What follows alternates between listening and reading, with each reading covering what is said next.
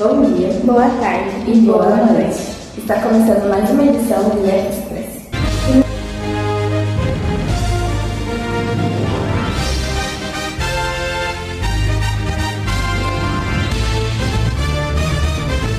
E no jornal de hoje veremos sobre estudantes reclamam do sumiço do PAP e Agostinho diz, sumam também.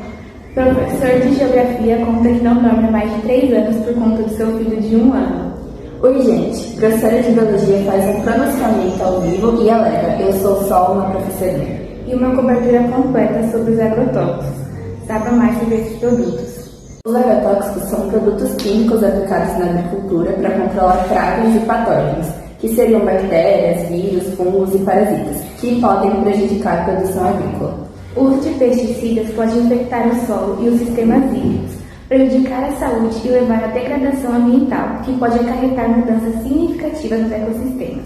Especialistas estimam que menos de 10% dos agrotóxicos aplicados por pulverização atingem o seu alvo. E agora iremos falar com a nossa correspondente Tayane Cristine, diretamente do mercado, para sabermos mais sobre o assunto. É com você, Tayane. Em muitos países, o uso de pesticidas é estritamente regulamentado.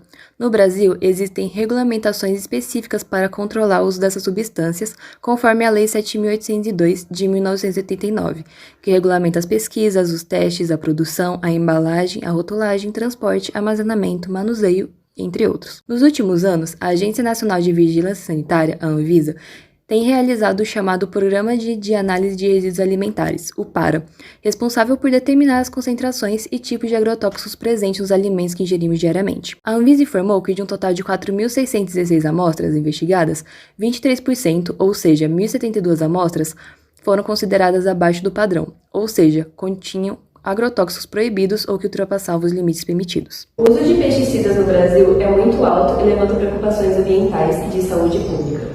Segundo dados do Instituto Brasileiro do Meio Ambiente e de Recursos Renováveis, o IBAMA, o Brasil é o maior consumidor de agrotóxicos no mundo desde 2008. Além disso, estudos mostram que muitos agrotóxicos são usados no país e proibidos em outras regiões do mundo porque são considerados perigosos para a saúde humana. De volta ao estúdio com vocês, Gabi e Maia. Tamo junto, Thay. E agora, para conhecermos melhor o outro lado por trás dos usos dos agrotóxicos, nossa correspondente Larissa Mota está nesse momento na Granja Abobrinha falando com o dono, o Zé da Roça. Bom dia, boa tarde, boa noite, Lari.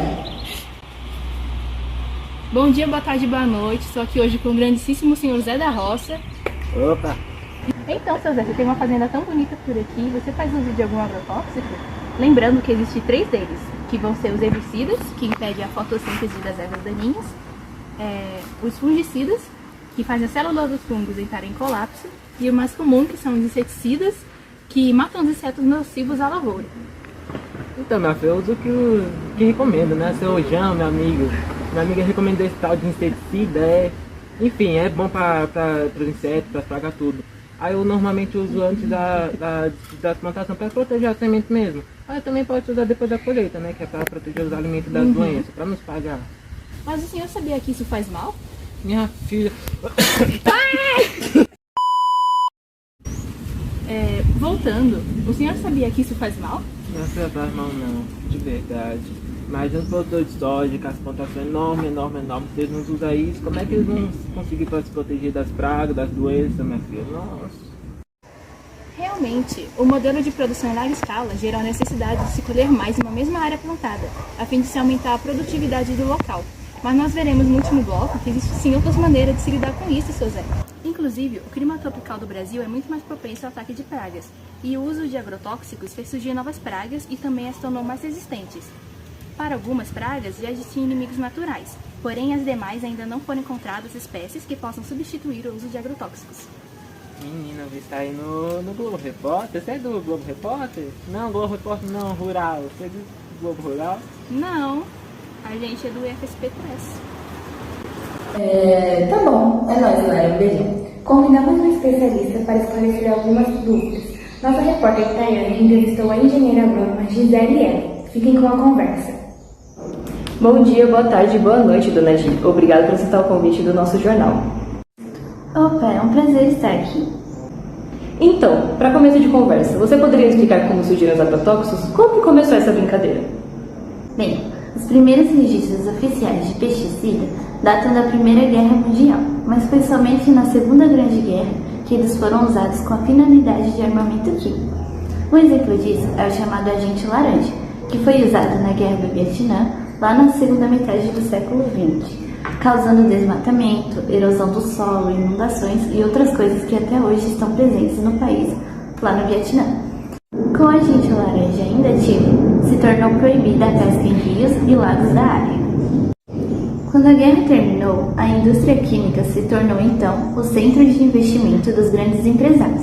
Naquela época, o cenário europeu era o de fome extrema, então era necessário aumentar a capacidade da produção de plantações para atender essa demanda de fome. Esse momento histórico que aconteceu durante a Guerra do Vietnã é conhecido como a Revolução Verde e marca grandes transformações no campo.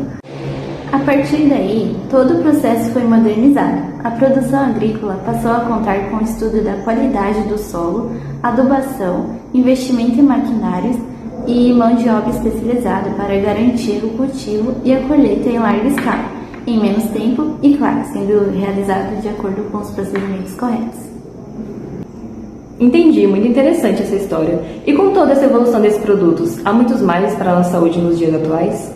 O uso intencional de agrotóxicos se tornou um problema de saúde pública e, na verdade, provavelmente piorará nas próximas décadas.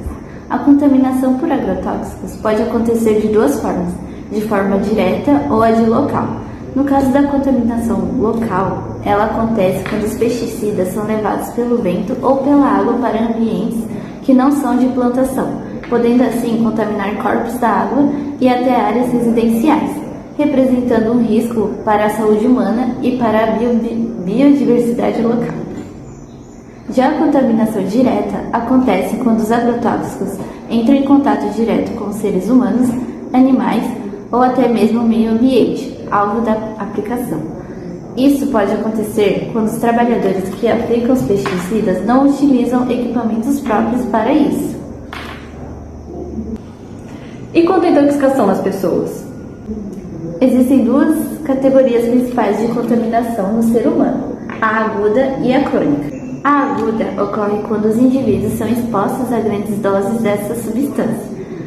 Os principais sintomas são dor de cabeça, sonolência, dor abdominal, náusea, diarreia, irritação ocular, vômito, arritmia e até a morte. Já a crônica ocorre a longo prazo, à medida que as vítimas são gradualmente expostas a doses mais baixas de pesticida. Geralmente, os sintomas ou doenças levam meses ou até anos para aparecer e muitas vezes são graves, como paralisia, câncer, infertilidade e aborto espontâneo. Muito obrigada pelas explicações, Gi. É isso, tamo junto. Valeu, tá?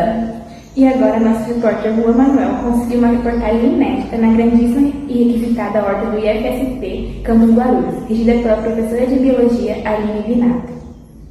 Olá, mãe Gabi, tudo bem?